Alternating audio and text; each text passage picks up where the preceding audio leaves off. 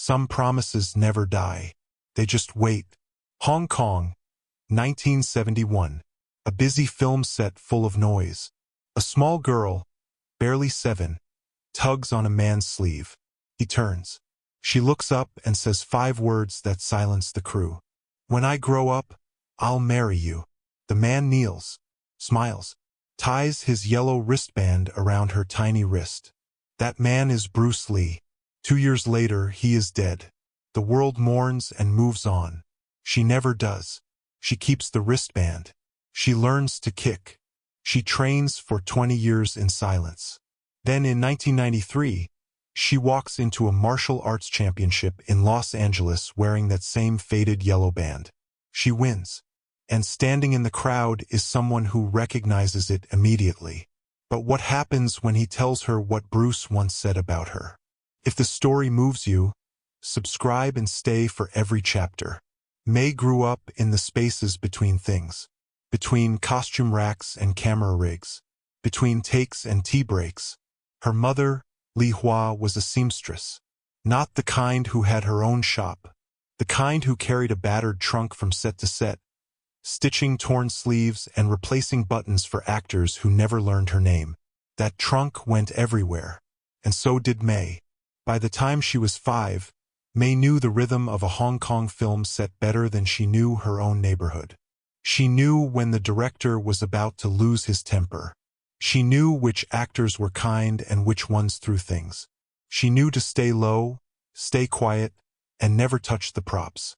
But here is the thing about May. She watched everything. While her mother sewed in the corner, May sat cross-legged behind the costume racks and watched the stunt teams rehearse. She watched them throw punches that stopped an inch from the jaw. She watched them fall and roll and get back up like nothing happened. And when nobody was looking, she copied them. Every stance, every block, every kick she could manage with her short legs. Nobody noticed. Nobody ever noticed the seamstress's daughter. Until that day. It was a Tuesday. Hot. The crew was filming a fight scene in a courtyard set. Something went wrong with the rigging. A sandbag came loose and dropped from a beam. It hit the ground 3 feet from where May was sitting. The sound was like a gunshot. Everyone on set screamed or ducked or ran. May did not move. She sat there, legs crossed, hands on her knees, eyes steady. Not frozen. Not scared. Just still. Like she had already decided the sandbag was not going to hit her and that was the end of it. One man saw this. He was standing near the camera, stretching between takes. He watched the sandbag fall. He watched the crew scatter. And he watched this tiny girl sit perfectly still like the chaos around her did not exist. That man was Bruce Lee. He walked over to her. Not fast. Not slow. He crouched down to her level and looked at her. And May, who had been invisible her entire life, looked right back. That is when she said it. Not rehearsed. Not cute. Just honest the way only a child can be honest. "When I grow up, I'll marry you." The crew nearby burst out laughing. Someone clapped. Someone whistled. Her mother gasped and rushed over, already apologizing, already pulling May away by the arm. But Bruce raised his hand. Calm. Smiling. He said to Li Hua, "Let her be." He looked back at May. "Then you better learn to kick first." He untied the yellow wristband from his own wrist. It was fabric. Simple. Faded a little already. He tied it around May's wrist, wrapping it twice because her arm was so small. Then he stood up and walked back to work. The whole thing lasted maybe 90 seconds. May did not wash that wrist for a week. Her mother thought she was being stubborn. She was, but not about hygiene. About memory. She was holding on to something she could not yet explain. 2 years later, on July 20th, 1973, Bruce Lee was dead. He was 32. The news moved through Hong Kong like a wave. May's mother heard it at a market stall. She came home and told May quietly, the way you tell a child something you hope they will not fully understand. But May understood. She went to her small box of things. A hair ribbon. A marble. Pencil with no eraser. And the yellow wristband. She held it in both hands and sat on the edge of her bed for a long time. She did not cry. Not because she was brave. Because she was 9 years old and she did not yet know how to grieve something she could not name. What she did know was this. He told her to learn to kick. And she had not done it yet. Within a month, the film work dried up. With Bruce gone, several productions collapsed. Li Hua lost her steady sets. She moved to factory sewing. 12-hour shifts. Less money. No more film lots. May's world shrank overnight. No more sets. No more stunt rehearsals to watch. No more magic. But she started training. Alone. In the narrow alley behind their building. No teacher. No equipment. Just the stances she remembered from watching through the costume racks. She kicked a wall until her toes bled. She punched the air until her arms were sore. She was 9. She had no plan. She had no path. She had a yellow wristband and a dead man's instructions. And believe me, that was enough. 6 years she trained alone. 6 years of alley walls and borrowed books and bruises she hid from her mother. By the time May was 15, she was not just good. She was dangerous. Not in the way people use that word for show. Dangerous in the way a person becomes when they have done 10,000 repetitions of the same strike with nobody watching and nothing to prove. Her body knew things her mind had not caught up with yet. She trained in a back alley gym in Kowloon. Calling it a gym is generous. It was a concrete room above a noodle shop with a heavy bag hanging from a water pipe and mats that smelled like rust. But it was open at night, and the owner did not charge her because she mopped the floors in exchange. Now here is where it turns. A man named Sifu Tan started coming to the gym. He was in his 50s, well-respected. Ran a proper Wing Chun school in Mongkok. Students paid good money to train under him. He had trophies in a glass case and photos with people who mattered. He watched May one evening. Said nothing. Came back the next night. Watched again. On the third night he spoke. You are good. Raw. But good. I can fix what is wrong with your stance in 6 months. In 2 years you could compete. May's heart jumped. This was it. A real teacher. A real school. Path. But, he said. And believe me, there is always a but. You train under my name. My school. My style. Wing Chun. Not whatever mix of things you are doing now. May shook her head. I train Jeet Kune Do. Sifu Tan exhaled through his nose like she had said something embarrassing. Jeet Kune Do is not a system. It is a philosophy left behind by a dead man. No structure. No lineage. No school in this city will certify you in it. I don't need a certificate. You need a teacher. I need the right teacher. He stared at her. Then he picked up his bag and walked to the door. Before he left, he turned and said something May would carry for years. You are chasing a ghost, girl. And ghosts do not give belts. He was not wrong. But he was not right either. May kept training. Alone again. And the cost of that stubbornness started to show. At 16, she tore a ligament in her ankle. She wrapped it herself and kept going. It healed crooked. At 17, she hyperextended her elbow trying a technique she had only read about in a borrowed book. It swelled for a month. She was learning, but she was also breaking. By the time she was 19, May had a decision to make. Stay in Hong Kong and keep grinding against a wall that would never open for her. Or go where the art still lived. She had heard rumors. A man in Manila, a Filipino instructor who had trained under Dan Inosanto, one of Bruce Lee's original students. The real lineage. The real thing.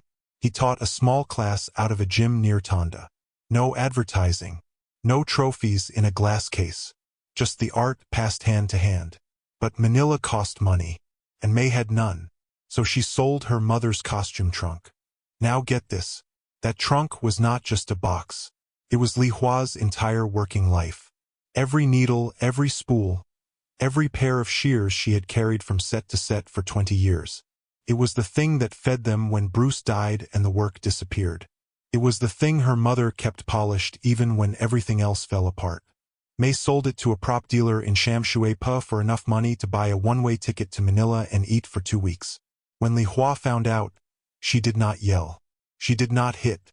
She sat at the kitchen table and said nothing. And then she did not speak to May for a year. May left anyway. In Manila, she found the instructor. His name was Rodel. Small man, quiet, hands like stone. He tested her on the first day. Made her spar with a student twice her size. She lost, but she adapted mid-fight, changed angles, found openings. Rodel saw it. "You have the instinct," he said. "Who taught you?" "Nobody." He raised an eyebrow. "A dead man told me to learn to kick. I have been figuring out the rest." Rodel agreed to train her, but he gave her a warning she did not fully hear at the time. "This art will make you great, but it will never make you famous. Not as a woman. Not in this world." May did not care about fame. She cared about a promise. She trained under Rodel for 8 years. 8 years of daily sessions. 8 years of sparring, teaching, learning, failing, adjusting. She became exceptional. Not flashy, not loud, precise, efficient. Every movement had a reason and nothing was wasted. But the world did not notice. By 27, May was living quietly in Manila. She taught children in Rodel's gym 3 days a week. She trained alone the other 4. She wore the yellow wristband every single day, though the color had faded to something closer to cream. She had a small apartment, a routine, a life, and she stopped thinking about the promise. Not forgotten, just settled. The way a stone settles into the bottom of a river. Still there, still heavy, but no longer moving. She believed the story was over. The little girl had grown up. She had learned to kick. And that was enough. Believe me, it was not. Came on a Tuesday. The thing that changed everything. May was cleaning the gym mats when Rodel walked in holding a piece of paper. Not a letter. A flyer. Crumpled. English text. A logo she did not recognize. He placed it flat on her desk and smoothed it with his palm. First Women's International Martial Arts Championship. Los Angeles, California. October 1993. Open style. All disciplines welcome. Prize purse. Global broadcast. May read it twice. Then she pushed it back across the desk. "That is not for me." Rodel did not pick it up. "That is exactly for you. I do not have a passport. Get one. I do not have money. Find some. I do not speak good English. You do not need to speak English to fight." May stared at the flyer. The paper was thin. Someone had folded it into quarters, and it had been passed through several hands before reaching hers. In the bottom corner, someone had written in pencil, "Deadline August 15th. It was June. Now here is the thing. May had not competed in anything. Ever. 8 years of training and she had never once entered a tournament. Not because she was afraid. Because the tournaments that existed were not open to her. Women's martial arts competition barely existed in Southeast Asia. The few events that did exist were controlled by schools and federations that did not recognize Jeet Kune Do as a valid style. She was locked out of a system she had never tried to enter. But this was open style. No federation required. No school affiliation. Just skill. Rodel made calls. A former student of his, a Filipino nurse living in Los Angeles, offered a spare bedroom. A local community group in Tonda took up a collection. It was not much. Enough for a flight. Enough for food. Not enough for anything going wrong. May got a passport. It took 5 weeks and 3 trips to the government office. She had never left the Philippines.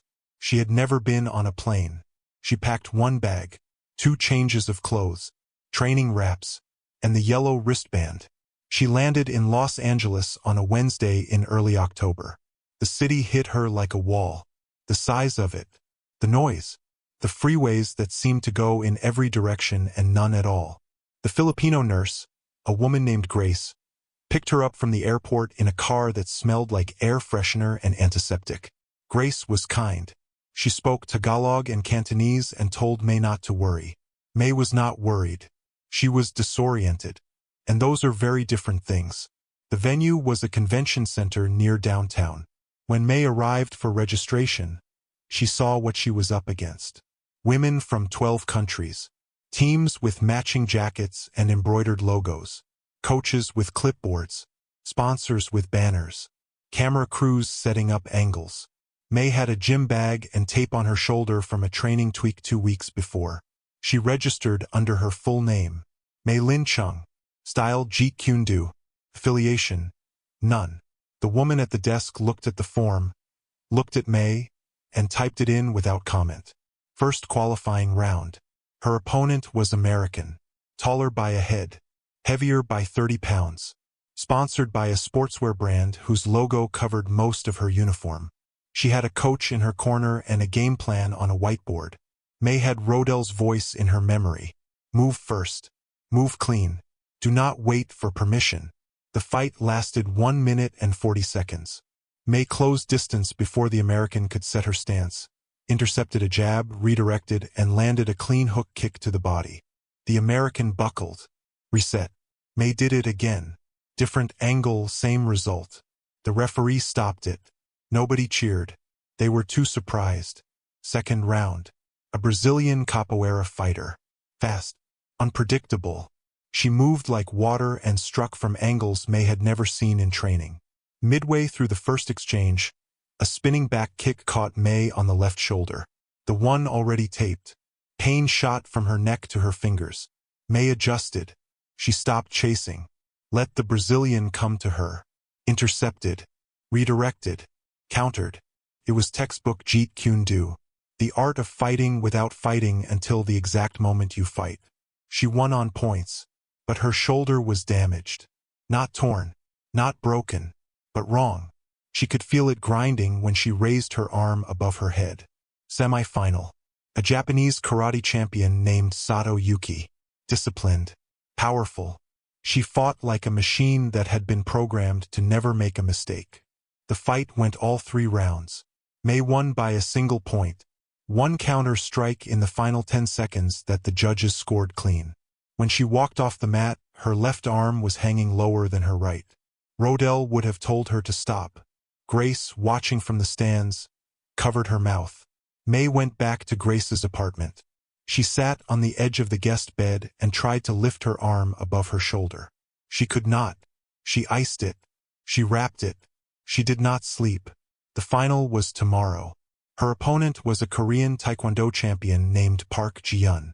Undefeated in international competition. Fast. Technical. 15 years younger than May. Grace sat beside her that night and said gently, "You have already done more than anyone expected." May looked at her. "I did not sell my mother's trunk to quit in the semifinals." She taped her shoulder. She set her alarm. She lay in the dark and held the wristband against her chest. Tomorrow everything would be decided. One way or the other. The arena was louder than May expected. She had fought 3 times in this building already, but the final was different. More seats filled. More cameras. More noise. The kind of noise that gets inside your chest and makes your heartbeat harder to find. May walked to her corner. No coach followed her. No team stood behind her. She set down her bag, unwrapped her hands, and rewrapped them.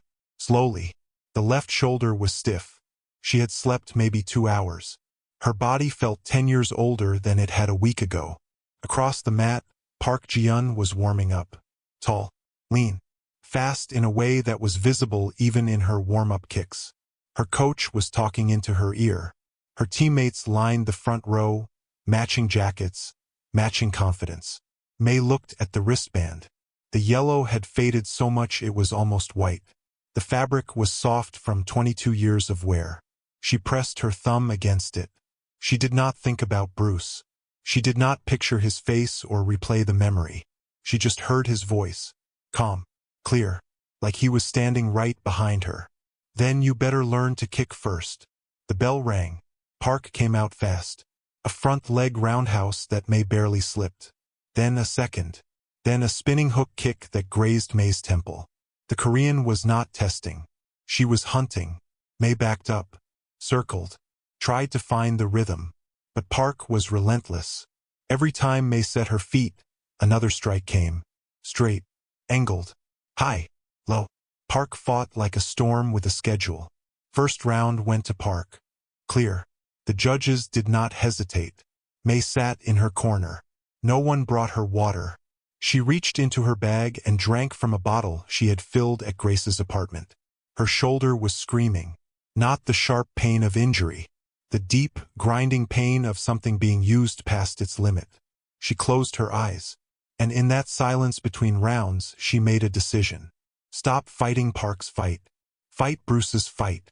Second round. The bell rang and May did something she had not done in any of the previous bouts. She moved forward. Not charging. Flowing. Jeet Kune Do is built on one principle above all others. Do not block. Intercept. Do not react. Arrive first. The fastest strike is the one that meets the other strike before it is finished. Park threw a jab. May intercepted it mid-extension, redirected the arm, and landed a straight punch to the body. Park's eyes widened. She reset. Threw a roundhouse. May was already inside the arc, too close for the kick to land clean. She struck twice. Short. Fast. Both connected. The crowd shifted. The sound changed. Not cheering yet, but leaning in. Park adjusted. She started fighting tighter. Closer range. But that was May's range. That was where Jeet Kune Do lived. In the space between two bodies where reaction time disappears and instinct is all that is left. May took the second round. The judges scored it clean. Third round. Final round. Both women were breathing hard. Park had a cut above her left eye from a counter elbow. May's left arm was hanging visibly lower. The tape on her shoulder had darkened with sweat. Park came out aggressive. She knew she needed a finish. A spinning back kick nearly caught May in the ribs. May slipped it by an inch. Countered with a side kick that pushed Park off balance. They reset. Circled.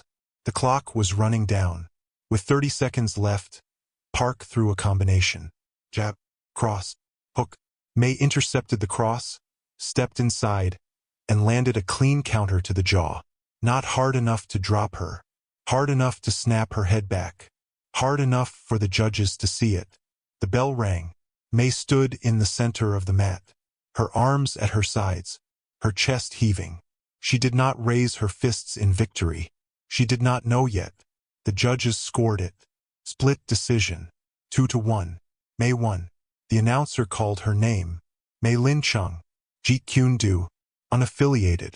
Champion. Nobody rushed the mat. No team lifted her up. She stood there, alone, in the middle of a ring in Los Angeles, 22 years after a man tied a wristband on her wrist and told her to learn to kick. She had learned.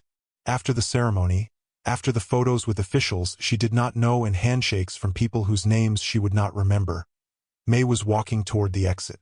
Her bag on her good shoulder. Her medal in the bag. She was thinking about Grace's apartment and sleep in ice.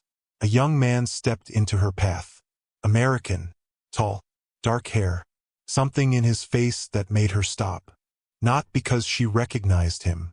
Because something in him was familiar in a way she could not place. He was staring at her wrist. Where did you get that? His voice was quiet, almost shaking. May looked down at the wristband, then back at him. A man gave it to me, a long time ago, on a film set in Hong Kong. The young man's face changed. Not surprise. Something deeper, like a door had opened that he thought was sealed shut. He reached into the pocket of his jacket and pulled out a piece of yellow fabric. Same weave, same width, faded to almost the same pale shade. A matching wristband. My father told me about you, he said. The little girl who proposed on set. He paused. His eyes were wet. He said you were the only person that day who wasn't afraid of him. His name was Brandon Lee. Bruce Lee's son. He was in Los Angeles finishing a movie called The Crow. They stood there, two strangers in a hallway, holding matching pieces of a man the world lost too soon. If this story has kept you here this long, you already know why. Subscribe so you do not miss what comes next. They talked for 2 hours that night. May and Brandon, sitting on a bench outside the convention center while the city moved around them like they were not there. He asked about her training, About Manila. About the years she spent in silence. She told him everything. Not because she trusted him. Because he was the only person alive who would understand. And he told her about his father. Not the legend. Not the movie star. Not the man the world turned into a poster. He told her about the man. He told her Bruce cooked dinner most nights. That he made terrible jokes and laughed at them himself. That he carried 2 yellow wristbands in his gym bag for years. One he wore. One he kept. Brandon never knew why until he was older and found it in a box of his father's things with a small note tucked inside. For the girl who wasn't afraid. May listened. She did not interrupt. She did not cry. She held the wristband on her wrist and let 20 years of silence finally have a witness. Brandon invited her to visit his film set the next day. He was finishing a movie called The Crow. Dark. Intense. Not the kind of thing Bruce would have made. But Brandon moved like his father. Not the same style. The same certainty. The same way of being inside a movement instead of performing it. May watched from behind the cameras. And for the first time since she was 7 years old, she was back on a film set. The noise. The lights. The crew moving between takes. It was like stepping into a room she had left decades ago and finding that nothing had changed except her. Brandon found her during a break. He sat beside her and said, "You know, he would have loved to see that fight last night." May shook her head. "He would have told me my footwork was sloppy in the first round." Brandon laughed. A real laugh. The kind that comes from somewhere honest. Yeah, he would have. They exchanged addresses before May left Los Angeles. Brandon wrote his on the back of a call sheet from the film. May wrote hers on a piece of tape from her gym bag. He promised to write. She promised to write back. 2 people who had found each other 20 years too late, trying to hold onto the connection before it slipped away. May flew back to Manila. She returned to Grace's apartment, packed her bag, and went to the airport with her medal wrapped in a t-shirt and the wristbands still on her wrist. The flight was long. She slept the entire way. She went back to the gym, back to teaching, back to the routine she had built over 8 years. But something was different. Not the world. Her. She stood a little straighter. She spoke a little louder. She had done the thing she set out to do, and now the weight of proving it was gone. She wrote to Brandon.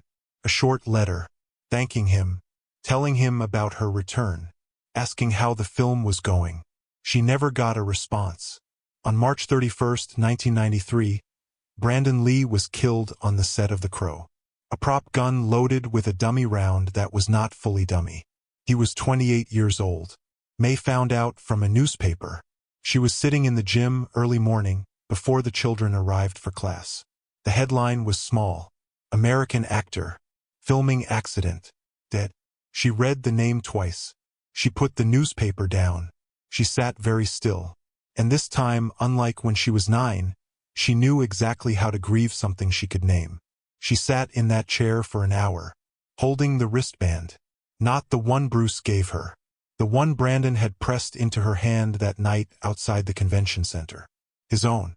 The matching one. He had given it to her and said, "You should have both.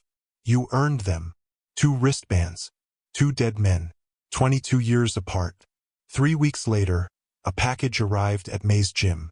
Postmarked Los Angeles. Inside was a note from Brandon's family. It said that Brandon had written May's name and address on a piece of paper found in his trailer after his death. Attached to it was a photograph, taken the night of the championship. May and Brandon standing side by side outside the convention center. She is holding up her wrist showing the faded yellow band. He is holding up his. Both of them smiling. Not wide. Not posed. The kind of smile that happens when 2 people share something nobody else in the world can understand. May framed the photograph. She hung it in the gym, right next to the door. So it was the first thing anyone saw when they walked in and the last thing they saw when they left. She never explained it to her students. If they asked, she said, 2 people who kept a promise. In 1995, May moved back to Hong Kong. She opened a Jeet Kune Do school in Kowloon, not far from the back alley gym where she had trained as a teenager. not far from where Sifu Tan told her she was chasing a ghost. She never sought fame. She never gave interviews. She never entered another competition. She taught, quietly, precisely, the way Rodel taught her, the way Bruce would have wanted the art to be passed on. Hand to hand, student to student, without logos or sponsors or glass cases full of trophies. She taught for 30 years. She wore both wristbands every single day. One on each wrist. One from the father. One from the son. Faded almost to white. Soft as skin. She never married Bruce Lee. She never pretended the promise was literal. She was 7. She did not know what marriage meant. But she knew what it meant to make a promise and keep it. She learned to kick. She honored his art. She carried his memory into rooms where no one knew his name. She stood alone in a ring on the other side of the world and proved that a 90-second moment on a film set in 1971 could echo for a lifetime. Some promises never die. They just wait.